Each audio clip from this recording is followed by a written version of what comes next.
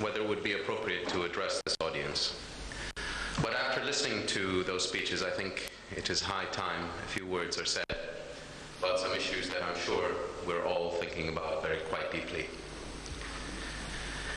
One can come here and talk about the relationship between the two countries and leave, and you would probably get some very good facts and figures about the size of our trade, the fact that it's grown, the sectors in which we could cooperate in, and so forth and so on.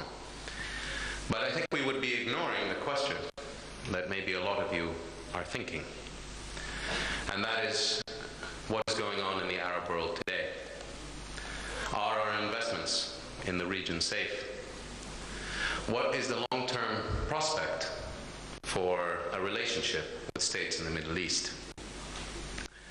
I think it's very important to note that we are witnessing the birth of a new Egypt. Now, what it will look like, nobody can tell you. And that, frankly, is for the Egyptians to decide for themselves.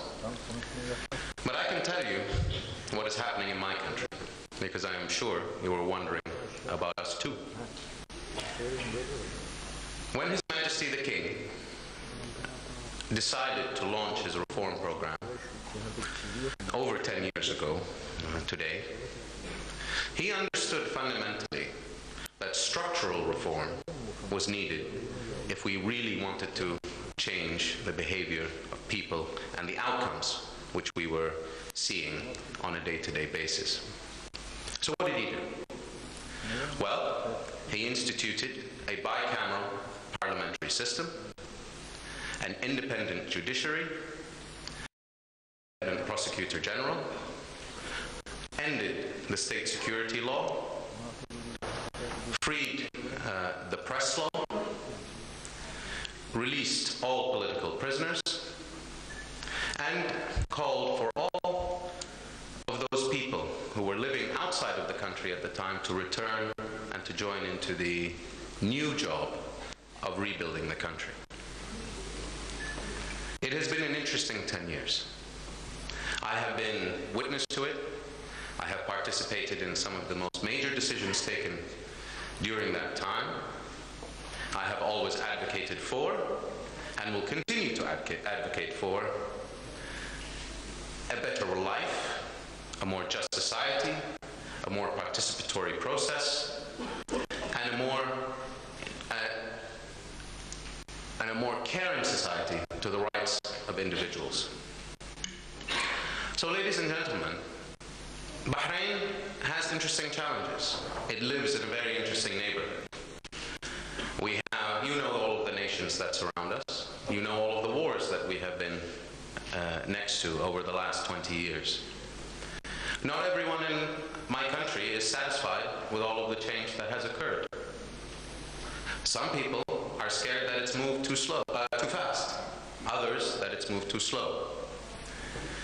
But what I don't think anybody can deny is that we are on the path and the trajectory to achieving our goal.